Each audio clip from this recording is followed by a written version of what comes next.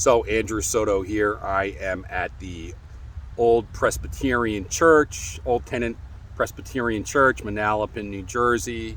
Very historic Revolutionary War era church, cemetery. The Battle of Monmouth was fought just a mile. The main battle line was maybe a mile and a half from here, right near the Freehold Mall. This place has just got some of the coolest headstones around. Okay, I'm gonna walk around and take a look at some of these. They're all done in sandstone, and that's found a lot around here in New Jersey. If you go in the woods like me and do a lot of hiking, stuff like that, you'll come across these kind of rock formations. See how beautiful that script is? This looks like it's the Combs family, apparently. These people all died 1796, 1805.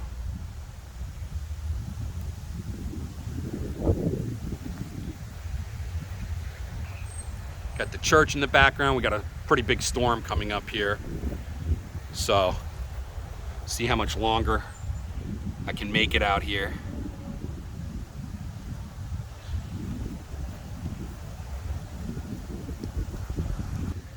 So this cemetery was a church cemetery, right? So back in the 1700s, 1800s, you could only be buried in a church cemetery or a family plot, or they dumped you in a nameless grave somewhere. Okay. Some of my other videos, you're going to see I'm at Greenwood Cemetery, which is one of the first cemeteries of its kind where anybody could be buried, any denomination, any race, any creed, right? People who committed suicide, people who were atheists, they could all be buried at Greenwood for a fee. Of course, you're going to pay that fee if you want to go to that cemetery. This cemeteries like it, you could only be buried here if you were a Presbyterian, in good standing. If you'd committed suicide, if you had, talked bad about the church, if you had not gone to church, you were an atheist, you could not be buried here. You would be buried off in a plot somewhere, like dumped in there, no headstone whatsoever. You think about how traumatic that is for a family, right? You lost a loved one. Maybe they had an illness, made them say things, right? Maybe they were alcoholic. They get drunk, talk some smack against the church. Now they can't be buried at the church anymore. Right? Imagine the trauma, thinking that your loved one is rotten in hell somewhere because they committed suicide or they had spoken out against the church, right? So, that all changed with a place like Greenwood Cemetery. And eventually in time, there's a lot of newer markers in here. These places soften their stance on these kind of things. But this is what was going on. Take a look at this gravestone right here. Right, we got the skull. And just look at the script writing on that. Just spectacular. But I love these headstones with the skulls. Totally into that. But as you can see, as we walk through this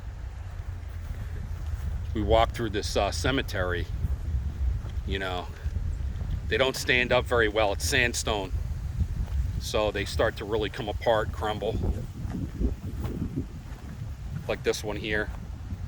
The heat, the cold, gets really cold here. This kind of stone, starts to get a little water in them. They crack over time, and they just fall apart. So it's like an outdoor art gallery here, and it's free. Come here and see these beautiful works of art while they're still here. I highly suggest it. Here's one that's completely gone.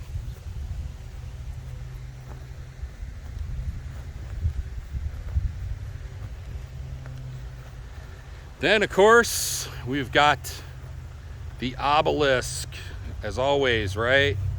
If you watch some of my other videos, the obelisk right here, right, with the urn on top signifying the end of life, right? Let's see what era this is.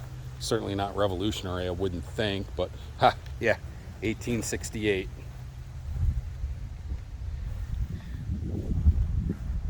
You know, revolutionary time period, nobody would have put up an obelisk or a column, right? Like this is the obelisk behind me, right? That would have been a no-no.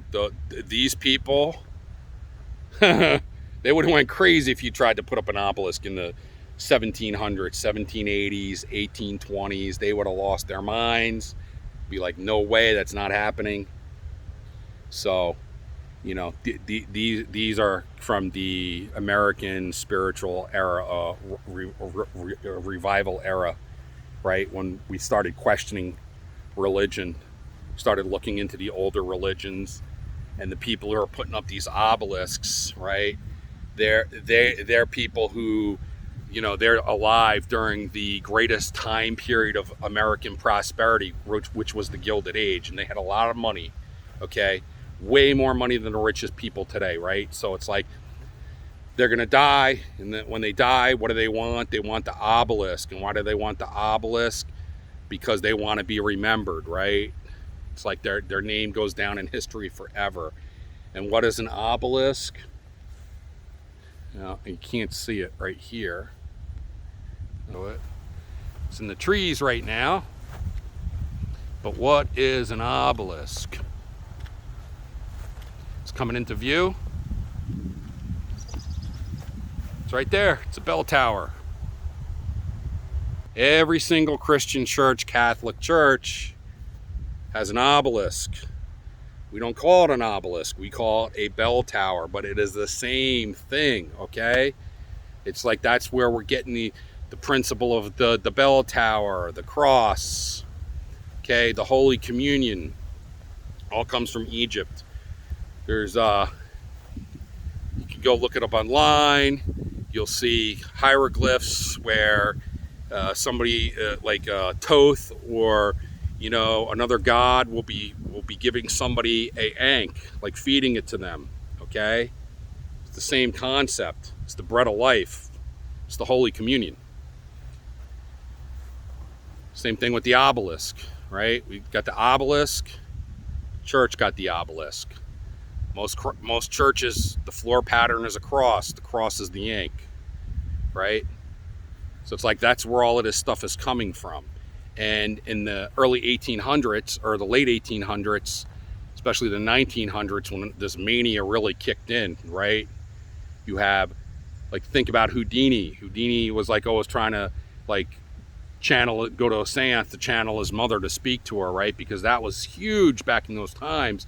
People are going and having their tarot cards read, having divination done, fortune telling, holding seances, you know, having secret groups, right? So all these people have money. What are they doing? They're meeting other people with money, talking business, but they're also talking about religion. Why? Because, you know, like the people that are driven are never satisfied. They want to know more about everything, right? And some of these people think it's a way to gain power, which it is. It's a way to gain knowledge, right? And knowledge is power. That's what the occult is. The occult is hidden knowledge, okay? And arguably one of the greatest cultures in all of human history, the Egyptians, they were full of hidden knowledge, okay? Those hieroglyphs transmit so much information, and we don't even understand even the barest minimum of it, right? So that's what these people, that's what they're doing with an obelisk, or the bell tower, or the ankh, which is the cross, which is what you're going to see in every single time you go to just about any cemetery. That's what you're going to see. You're going to see an obelisk, you're going to see crosses, iconography from Egypt, right? Everybody wants to be associated with the living in the afterlife, and that's what the entire Egyptian culture was focused around, was life after death, right?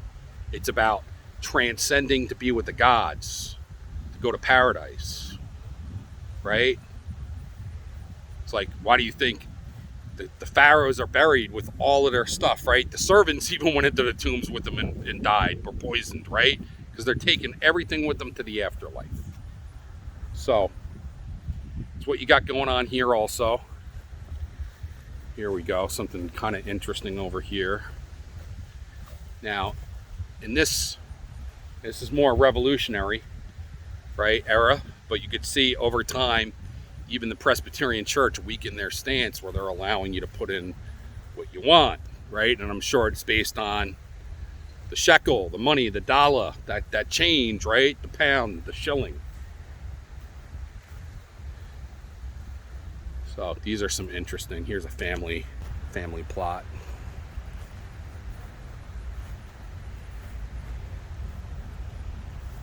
The little ones are for children.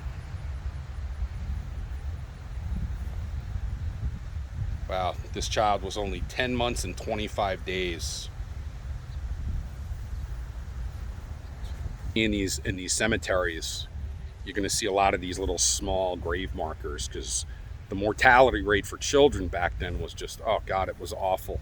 Can't even imagine, for the poor mother and father, the trauma of like losing a child and having a miscarriage or being stillborn or it dying, first couple years of its life. It's just like incredibly traumatizing today, right? So it's like you can only imagine, like if you had to endure like 5 or 6 of those in a lifetime just to have 2 or 3 kids. Right? This is the family name I've been seeing, the Combs. So even though the Combs had a lot of money, right, they're not immune to death. Even their family. It's like these are the wealthiest people of Monmouth County that we're seeing around here, right? But even with their wealth, right, you're still experiencing the hardness, cruelness of life, where the people you love are taken from you, right? They didn't have the kind of medical system we have now. So, I mean, that's kind of my thoughts right now on this Revolutionary War era stuff is not really my thing, but it's still interesting, right? Ghosts, right? Sure, some of you out there thinking ghosts in this crazy cemetery. I feel just very peaceful here. I haven't had anything like where I get a feeling like, hey, get away from me, which, in Greenwood Cemetery, I've come across some plots there or some of the other cemeteries that I go to in the city where you could tell that person was just totally evil. You don't want to go near that person. But, here, very peaceful. There's ghost tours all over here. And I haven't seen anything through here, but I was dating a girl about 10 years ago. Really wonderful girl over on the other side of the battlefield. And she told me she worked late at night because she was a police dispatcher. She was telling me one night she came home and she saw 3 people walking across the road that were dressed in revolutionary, the British stuff. And as soon as she got close, they kind of disappeared. So, and I totally believe her. She's not the kind of person that would be making up some lie like that. And, I've heard similar things. Can't remember off the top of my head, but, I've worked in and out of here throughout my whole life. I've worked with a lot of people, told me similar things. And these people are not they're good salt of the earth people. They're not just talking shit, right? So take it what you will, believe, don't believe. I mean, I don't really care. But, I certainly believe that the level of trauma that was done in this area was such that, some of it lingers, right? It's like, especially war, that level of trauma, anger, hatred, desire for vengeance. When you're channeling that kind of energy and it becomes caught in in your end of life cycle, I think it's absolutely possible that some part of you doesn't leave, right? Like it gets stuck here. You just get caught in this never-ending loop. You're just living out that same moment over and over again. It's kind of like hell for them, or purgatory, I guess. But here's some of the newer part of the mausoleums. Here's a good old name for you, Enoch. Enoch Coward. ESSG, so I'm guessing he was a lawyer. All right, so I think that is it on this like short series of videos, right? So, you know, I hope you enjoyed it. I hope you got something out of it. That's the whole point of me doing these videos. I have spent my whole life studying history, research, art, traveling. I've been all over the world. I've seen all kinds of things. I spent 15 years in the Army. I've seen the most intense behaviors of mankind that you can imagine. You know, I'm also a registered nurse, so I have worked very closely with people who are, you know, terribly sick with the most vicious disease processes that you could imagine, and you know, been there when people died, and you know, so I have a pretty well-rounded life experience, right? And I also love to study the occult, which is the hidden knowledge, right? And it's so that we can elevate, right? That we can, not just our mind, our soul, our vibration, right? And the whole point is so that we could get closer to God. That's what the whole point of this life is, right? It's like, how do we deal with the people that we love? How do we deal with strangers, right? It's like, are we kind? Are we not? Sometimes, you know, I do my best, but people around here can be fucking annoying, right? So it's like sometimes I gotta set people right. That does happen quite a bit around here, unfortunately. You know, and sometimes I just don't have a high tolerance for people's bullshit, right? But, you know, I'm just doing my best like everybody else. You give respect to me, I'm going to give respect to you. I mean, it's really that simple. You know, that's what New Jersey, New York is, right? I grew up in a time when, like, you know, it's about being respectful to others, right? I know it's a little off topic, but I feel like today's society, people are really have forgotten what it's like to be a human to other humans, right? Because it's so easy. You just hide on your computer all day. You call people. You don't have to face people face to face. So you could just say whatever you want, man, to people on the internet, which I find that just so disrespectful. Like, I get you don't like somebody's opinion, and that's fine, and you could, like, disagree with them, but I see comments all the time that are just so out of line. Just makes me sick, right? So, and I know the people watching this kind of video that I'm putting out, I mean, I know you all are in agreement with me. You know, the bottom line is we're all going to a place like this someday, right? This is our destiny. So I guess what I'm trying to say is let's try to do better, me included, right? Let's treat our fellow brothers and sisters out there with love and respect, right? All right, so thanks for coming with me once again, and that is it from Manalapan, New Jersey, the old Tennant Presbyterian Church. If you're ever down here, take a quick spin through here. You're going to find some pretty cool stuff. All right, have a great day.